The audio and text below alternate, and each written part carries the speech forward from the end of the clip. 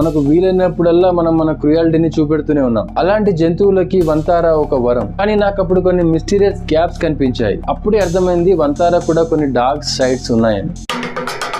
తెలంగాణ ప్రభుత్వం చాలా ప్రతిష్టాత్మకంగా తెలంగాణ రైజింగ్ 2047 గ్లోబల్ సమ్మిట్ ని నిర్వహించబోతుంది. ఈ సమ్మిట్ కొన్ని వేల కోట్ల పెట్టుబడులకు ముఖద్వారం. ఈ ఈవెంట్ గత ప్రభుత్వం ప్రారంభించిన ఫ్యూచర్ సిటీలో జరగబోతుంది.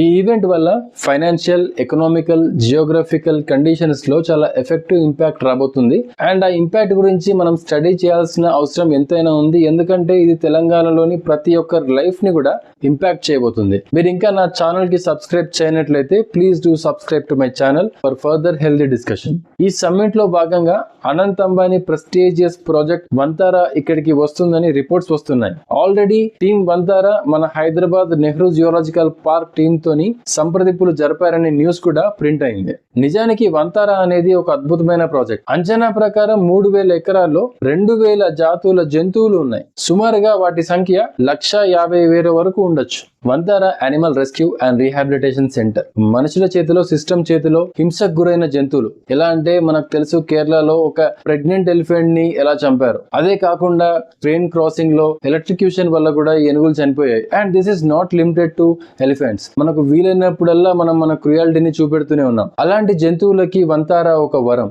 ఇక్కడ world class lab and treatment centre ఉంది. ఎప్పుడైతే ఆ ట్రీట్మెంట్ ముగుస్తుందో మళ్ళీ వాటిని అడవుల్లోకి వదిలేస్తారు. ఇక్కడ జంతువులకు ఇచ్చే ఆహారంలో ఎలాంటి కాంప్రమైజ్ ఉండదు. ట్రెడిషనల్ ఫుడ్ మేకర్స్ తో పాటు ఇంటర్నేషనల్ న్యూట్రిషన్ ఎక్స్పర్ట్స్ ఉన్నారు ఈ సెంటర్ లో టేక్ కేర్ చేయడానికి. ఇంతకీ నేను మీకు వంతారా అంటే మీనింగ్ చెప్పలేదు కదా. స్టార్ ఆఫ్ ది జంగల్ వంతారా. ఈ ప్రాజెక్ట్ ఫౌండర్ అనంత్ అంబానీ గురించి కూడా కొన్ని విషయాలు తెలుసుకోవాలి. Down to earth personality and natural lover of the wild and the environment. ఈయనకి ఏనుగులు అంటే ఎంత ఇష్టం అంటే చిన్నప్పుడే మావాటి లాంగ్వేజ్ నేర్చుకున్నాడు. ఇలాంటి బ్యూటిఫుల్ ప్రాజెక్ట్ తెలంగాణకి వస్తుంది అంటే ఎవరు మాత్రం ఇష్టపడరు. ఇలాంటి నేచర్ ని కాపాడాల్సిన ప్రాజెక్ట్ ఇండియాలో రావాల్సిన అవసరం ఎంతైనా ఉంది. సో ఇలాంటి ప్రాజెక్ట్ మన హైదరాబాద్ కి వస్తుందనే ఇంట్రెస్ట్ తో ఇంకా డిగ్ చేశా. కానీ నాకు అప్పుడు కొన్ని మిస్టీరియస్ గ్యాప్స్ కనిపించాయి. అప్పుడే అర్థమైంది వంతారా కూడా కొన్ని డార్క్ సైడ్స్ ఉన్నాయని. అండ్ ఆ గ్యాప్స్ మనం ఊహించిన దానికంటే పెద్దగా ఉన్నాయని. ఫ్లిప్ సైడ్ ఆఫ్ వంతారా తెలుసుకునే ముందు 2-3 బ్యాక్గ్రౌండ్ స్టోరీస్ మీకు షేర్ చేస్తాం so that we can understand this topic better. ముందుగా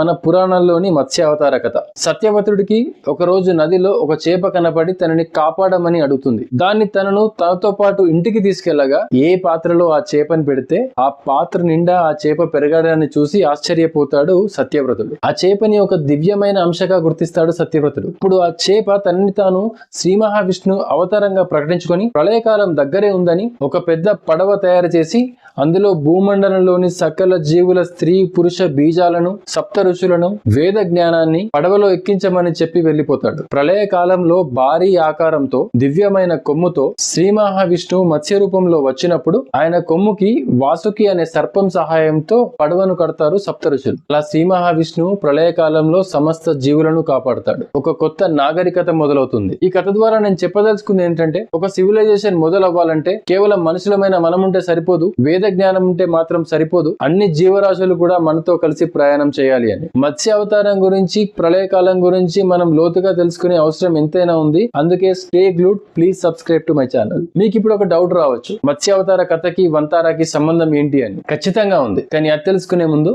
మీరు 2 సాఫ్ట్ పవర్ నరేటివ్స్ తెలుసుకోవాలి. First, national geographic channel. ఈ ఛానల్ ఏజ్ తో సంబంధం లేకుండా అందరికీ ఫేవరెట్. ఏదైనా కొత్త టీవీ కొన్నప్పుడు క్లారిటీ చెక్ చేయడానికి ముందుగా మనం ఓపెన్ చేసేది ఈ ఛానలే. అండ్ ఇది ఒక ఎడ్యుకేషనల్ ఛానల్ అని కూడా మన ఫీలింగ్. ఈ ఛానల్ చాలా సూపర్ఫిషియల్ గా కొన్ని నెరేటివ్స్ ని స్ప్రెడ్ చేస్తూ ఉంటుంది. అది అండ్ మనం ఆఫెన్ ఇగ్నోర్ చేస్తూ ఉంటాం, కానీ సబ్ కాన్షియస్ లో దాని ఇంపాక్ట్ చాలా గట్టిగా ఉంటుంది. అదే సాఫ్ట్ పవర్ అంటే. గమనించండి, ఎప్పుడైనా ఆఫ్రికన్ కంట్రీస్ ని, మన భారతదేశాన్ని చూపించే విధానం ఎలా ఉంటుందో. మన ఏన్షియంట్ విజ్డమ్ ని ఎక్కడ కూడా హైలైట్ చేసి చూపించారు. ఏన్షియంట్ నాలెడ్జ్ కి, ఏన్షియంట్ కల్చర్ కి మనల్ని ఒక వారసులుగా, ఒక రక్షకులుగా కాకుండా ఏదో ట్రబుల్ జోన్ లో ఎండేంజర్డ్ గా బతుకుతున్నాం అన్నట్టు చూపిస్తారు. ఏదో డిస్ట్రక్టివ్ ఎన్విరాన్మెంట్ లో మనం లైఫ్ లీడ్ చేస్తున్నట్టు చూపిస్తాయి ఈ ఛానల్స్. మరోపక్క నేచర్ ని, ఎన్విరాన్మెంట్ ని, జంతువులని, వాటి స్పీషీస్ ని కాపాడేది కేవలం వెస్టర్నర్స్ అన్నట్టు మాత్రమే చూపిస్తారు. వాళ్ళ నాగరికత ముందు మన నాగరికత చాలా వెనుకబడి ఉన్నట్టు ప్రొజెక్ట్ చేస్తారు ప్రపంచానికి. కానీ వాళ్ళు నిజానికి ఏ అడవిని ఓన్ చేసుకోలేదు, ఏ అడవిని పెంచలేదు. కేవలం నెరేటివ్ స్ప్రెడ్ చేయడానికి మాత్రమే ఈ ఛానల్ ని వాడుకుంటున్నారు.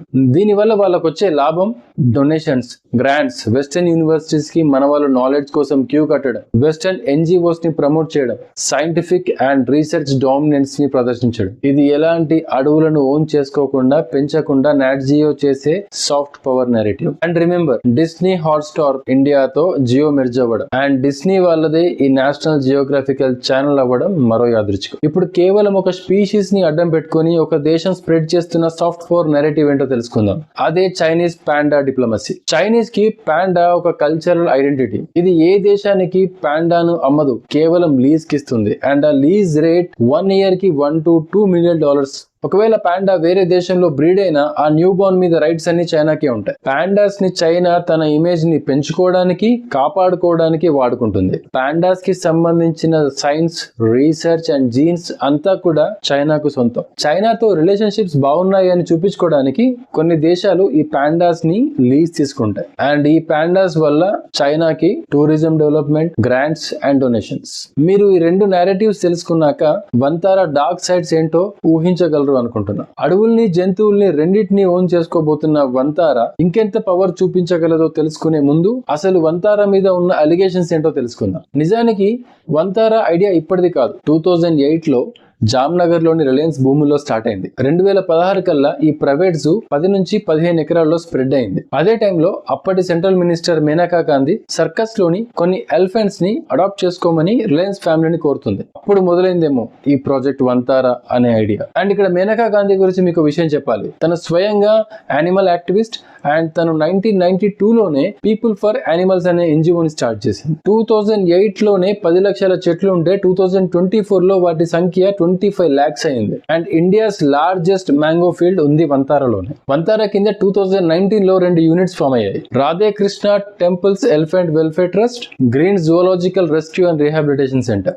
వంతారా మన దేశంలోనే కాకుండా మెక్సికోలో తిండి లేక మరణిస్తున్న జంతువుల్ని, సౌత్ ఆఫ్రికాలోని హంటింగ్ జోన్ లోని జంతువుల్ని కూడా తీసుకొచ్చి షెల్టర్ ఇచ్చింది. మన దేశంలో కూడా వివిధ ప్రాబ్లమ్స్ తో బాధపడుతున్న ఎలిఫెంట్స్ ని వంతారా రెస్క్యూ చేసింది. కానీ క్వశ్చన్ ఎక్కడ వస్తుంది అంటే, మహారాష్ట్రలోని కొల్హాపూర్ లో మహాదేవి అనే ఏనుగుని రెస్క్యూ చేసిన విధానంలోనే. అరుణాచల్ ప్రదేశ్ నుంచి సిక్ ఎలిఫెంట్స్ ని మాత్రమే కాకుండా యంగ్ అండ్ హెల్దీ ఎలిఫెంట్స్ ని కూడా వంతారాలకు తరలించినట్టు రిపోర్ట్స్ ఉన్నాయి. మన దేశం నుంచే కాకుండా ప్రపంచ దేశాల నుండి endangered and critically endangered species కూడా వంతారాకు వెళ్ళినట్టు కొన్ని రిపోర్ట్స్ చెప్తున్నాయి. ఇప్పటిదాకా వంతారాలో ఎన్ని జంతువులు ఉన్నాయని కానీ, ఎన్ని తిరిగి అడవిలోకి పంపారని కానీ, ఎన్ని చనిపోయాయని కానీ దేనికి లెక్కలేదు. అన్రిజిస్టర్డ్ బ్రీడింగ్ సెంటర్స్ నుండి కూడా డొనేషన్ గా కొన్ని స్పీసీస్ వస్తున్నాయని మరొక అలిగేషన్. ఈ వంతారా జామ్నగర్ లోని రిలయన్స్ పెట్రోకెమికల్ ఫ్యాక్టరీలోనే ఉంటుంది. And public involvement data sets ప్రకారం అక్కడ తరచూ AQI లెవెల్స్ 150కి పైగా ఉంటాయి, విచ్ ఇస్ అన్హెల్దీ. ఎన్ని లక్షల చెట్లు ఉన్నప్పటికీ కూడా AQI లెవెల్స్ అనేవి అంత ఈజీగా కిందికి రావు. And moreover Jamnagar is one of the hottest places of India. 2018 వరకు మన దేశంలో ఎండేంజర్ స్పీసీస్ ప్రైవేట్ ఓనర్షిప్ మీద ఒక రెస్ట్రిక్షన్ ఉండేది. కానీ చాలా యాదృచ్ఛికంగా ఈ చట్టంలో మార్పు వచ్చింది. టు బి హానెస్ట్, వంతారా చాలా యానిమల్స్ కి షెల్టర్ ఇచ్చింది, ప్రొటెక్షన్ ఇచ్చింది, రెస్క్యూ చేసింది. At the same time animal obsession కూడా పెరిగింది అనే కథనాలు ఉన్నాయి. నేషనల్ అండ్ ఇంటర్నేషనల్ జూల నుండి కొన్ని వందల జంతువులు వంతారాకి చేరాయి. ఇకపై మన హైదరాబాద్ నుంచి కూడా వెళ్తాయేమో అనే అనుమానం కూడా ఉంది. ఇక్కడ మొత్తంగా చూస్తే ఒక ట్రాన్స్పరెన్సీ లేకుండా పోయింది. అంతేందుకు పీపుల్ ఫర్ యానిమల్స్ అనే సంస్థ 2023లో కోర్ట్ అపాయింట్ చేసిన హై పవర్ కమిటీకి ఈ ట్రాన్స్పరెన్సీ ఉండాలి అని లేఖ కూడా రాసింది. మనం అనుకుంటున్నాం ఎలిఫెంట్స్ కి కరేబియన్ నుంచి బనానాస్, న్యూజిలాండ్ నుంచి యాపిల్స్ వస్తున్నాయని. కానీ అదే ఎలిఫెంట్ న్యాచురల్ గా అడవిలో పెరిగితే 300 రకాల చెట్లను ఆహారంగా తీసుకుంటుంది. దానికి తెలుసు ఎప్పుడు ఏం తీసుకోవాలో అని. ఎన్నో అలిగేషన్స్ ప్రశ్నలుగా మిగిలిపోయినప్పటికీ సెప్టెంబర్ 2025లో సుప్రీంకోర్టు వంతారాకి క్లీన్ చిట్ ఇచ్చింది. అండ్ మీరెవ్వరూ దీనికి సర్ప్రైజ్ అవ్వలేదు అని అనుకుంటున్నాను. ఐ నో ఈ టాపిక్ చాలా డీప్ గా వెళ్తుంది and it is over consuming your brain అని. కానీ రిలయన్స్ అండ్ వంతారా లాంటి ప్రాజెక్ట్స్ మన మీద ఎంతటి ఇంపాక్ట్ చూపెట్టబోతుందో ఒకసారి ఆలోచించారా? వంతారాలోకి కామన్ టూరిస్ట్ కి ప్రవేశం లేదు. ఎవరికైతే ఇన్విటేషన్ ఉంటుందో, ఎవరైతే సెలబ్రిటీ స్థాయిలో ఉంటారో వారికి మాత్రమే. అండ్ ప్రపంచ వ్యాప్తంగా వంతారాకి ఒక పాజిటివ్ ఎన్వైరన్మెంట్ క్రియేట్ అయింది. దానికి కారణం ఫారెన్ నుంచి వచ్చిన యూట్యూబర్స్. అందులో ప్రముఖంగా చెప్పాలంటే ఇద్దరు. ఫారెస్ట్ గెలాంటే, డీన్ స్నైడర్ తన యూట్యూబ్ ఛానల్లో వంతారా వీడియో ముందు ఈ డిస్క్లైమర్ ఇచ్చుకున్నారు. అక్కడికి వెల్కమ్ చేయబడ్డ డీన్ ఇలాంటి ఒక న్యూట్రల్ డిస్క్లైమర్ ఇచ్చాడంటే మనం కూడా ఆలోచించాలి కదా. ఇప్పుడు నేను చెప్పే అంశాలన్నీ ఖచ్చితంగా జరుగుతాయని కాదు, కానీ ప్రాబబిలిటీ మాత్రం ఉంది. రిలయన్స్ ఏదైనా స్టేట్ లో గానీ లేదంటే వేరే దేశంలో గానీ ఇన్వెస్ట్మెంట్ పెట్టాలంటే వంతారా బ్రాంచ్ అక్కడ ఉండాలనే కండిషన్ పెట్టవచ్చు. అంతేందుకు హైదరాబాద్ కూడా వంతారా వచ్చేది అదే కండిషన్ మీద అయి ఉండొచ్చు. ప్రతి రాష్ట్రంలో అట్లీస్ట్ ఫారెస్ట్ రిచ్ స్టేట్స్ లో వంతారా బ్రాంచ్ ఉంది అంటే దేశంలో మరో వ్యవస్థ ఉన్నట్టే కదా ప్యారలల్ గా. మొన్నటిదాకా మావోయిస్ట్ లాంటి ఆర్గనైజేషన్ చేతుల్లో ఉన్న అడవులు వంతారా చేతిలోకి వెళ్ళిపోతాయి. అండ్ రిమెంబర్, మనకు ఆ అడవుల్లో ప్రవేశం ఉండదు. Just imagine, Jio Hotstar merge అయినట్టు వంతారా నాట్ జియో కూడా మెర్జ్ అయితే కండిషన్ ఏంటి? వాళ్ళు ఎలాంటి నెరేటివ్స్ ని క్రియేట్ చేయగలరు? ఎండేంజర్డ్ అండ్ ఎక్స్టింక్ట్ ఎనిమల్స్ ని బ్రీడ్ చేస్తూ ఇంటర్నేషనల్ వైల్డ్ లైఫ్ సొసైటీస్ నుంచి లక్షల కోట్లు సంపాదించవచ్చు. అండ్ ఇదేమి కొత్త కాన్సెప్ట్ కాదు. యుఎస్ఏకి చెందిన కలోజల్ బయోసైన్సెస్ ప్రస్తుతం చేసే పని ఇదే. ప్రస్తుతం వంతారాకి చాలా ఏరియాస్ నుంచి డొనేషన్స్ అండ్ ఫండ్స్ వస్తున్నాయి. అందులో ఒకటి రిలయన్స్ ఇండస్ట్రీస్ CSR ఫండ్స్. అంటే ఇలా కూడా డబ్బు బయటకు వస్తలేదు. అందరూ మాట్లాడుకునే మరో కామన్ పాయింట్ ఏంటంటే కార్బన్ క్రెడిట్స్ ద్వారా కూడా వంతారా మనీ మింట్ చేయొచ్చు. నేను ఇంకా చాలా సున్నితమైన భాషలో మీరు భయపడకుండా చెప్పే ట్రై చేస్తున్నా. కానీ సింపుల్ గా చెప్పాలంటే Vantara is creating a complex. And congratulations, మనకు నేచర్ దూరం అవబోతుంది. మరి మనకు వంతారా నుంచి ఇంత థ్రెట్ ఉంటే గవర్నమెంట్ ఏం చేస్తలేదా అంటే ఎందుకు చేస్తలేదు? సపోర్ట్ చేస్తుంది కదా. సెంట్రల్ గవర్నమెంట్ నుంచే కాదు, ప్రతి స్టేట్ గవర్నమెంట్ నుండి. బీజేపీ కాంగ్రెస్ కి పరిమితమే కాదు, అన్ని parties and main stream media కూడా. మన దేశంలో నేచర్ కి, వైల్డ్ లైఫ్ కి, ఎన్విరాన్మెంట్ కి ఒక సెపరేట్ మినిస్ట్రీ ఉంది. ఆ మినిస్ట్రీ కింద 8 అపెక్స్ బాడీస్ ఉన్నాయి. ఈ బాడీస్ కింద చాలా యానిమల్ ప్రొటెక్షన్ ప్రాజెక్ట్స్ కూడా నడుస్తున్నాయి. ఇవి కాకుండా ఇండిపెండెంట్ జ్యుడిషియల్ బాడీస్ ఉన్నాయి, స్టేట్ లెవెల్ ఫారెస్ట్ డిపార్ట్మెంట్స్ ఉన్నాయి, సైంటిఫిక్ ఇన్స్టిట్యూషన్స్ ఉన్నాయి, ఇంటర్నేషనల్ అగ్రిమెంట్స్ ఉన్నాయి. ఇవన్నీ ఉన్నప్పటికీ కూడా వంతారా పవర్ ముందు నిల్చోలేకపోతున్నాయి. ప్రాజెక్ట్ వంతారా ఖర్చు కొందరు 1,00,000 కోట్లు అంటారు, మరి కొందరు 2,200 కోట్లు అంటారు. అది ఎంతటి ఖర్చు అయినా కూడా మన ప్రభుత్వాలకు ఆ మాత్రం శక్తి లేకుండా పోయిందా? జంతువులకు, చెట్లకు కూడా మనలాగే ఓటు హక్కుంటే బాగుండేదేమో. పెన్షన్, డబుల్ బెడ్రూమ్ ఇల్లు, మహాలక్ష్మి పథకం కింద ఫ్రీ బస్, పెళ్ళైతే షాదీ ముబారక్ చెక్ కూడా వచ్చేదేమో. మన దేశంలోనే కాదు, ప్రపంచంలోనే జంతువుల దుస్థితి అలా ఉంది. కొందరికి పెంచుకునే ప్రేమ ఉంటే కొందరికి వండుకునే ప్రేమ, కొందరికి అమ్ముకునే ప్రేమ. ఈ రోజు అనంత్ అంబానీ చేసేది నేను తప్పు అనను. తన శక్తిని, డబ్బుని ఖర్చు పెట్టి మన నుండి, మన నిర్లక్ష్యం నుండి అడవులని, జంతువులని కాపాడుతున్నాడేమో. కానీ ఆ పవర్ అంతా దేశంలోని ఒకే కుటుంబానికి ఎందుకు ఇవ్వాలి? అలా ఇస్తే డెమోక్రసీ ఎందుకు, ఈక్వాలిటీ ఎందుకు? బ్రాడ్ గా ఆలోచిస్తే మనకు ఉండే 2 మార్గాలు. ఒకటి ఊరు, మరొకటి అడవి. ఇవి కాకుండా ఇంకెక్కడికి పోతాం? ఊరేమో జియో సొంతమైంది, అడవులేమో వంతారా సొంతమైనది. మరి సముద్రం అంటారేమో, అక్కడ ఆల్రెడీ అదాని ఖర్చు వేసుకొని కూర్చున్నాడు. గుర్తు పెట్టుకోండి, శ్రీ మహావిష్ణువు ప్రళయకాలం తర్వాత సత్యవ్రతుడికి ఇచ్చింది ఒక బాధ్యత, ఒక అవకాశం మాత్రమే, అధికారం కాదు. ఆలోచిస్తే ఇప్పటికి కూడా మునిగిపోయింది ఏమీ లేదు. బాధ్యత తీసుకుందాం, ఒక అవకాశం ఇంకా ఉంది. ఆలోచించండి. Thank you.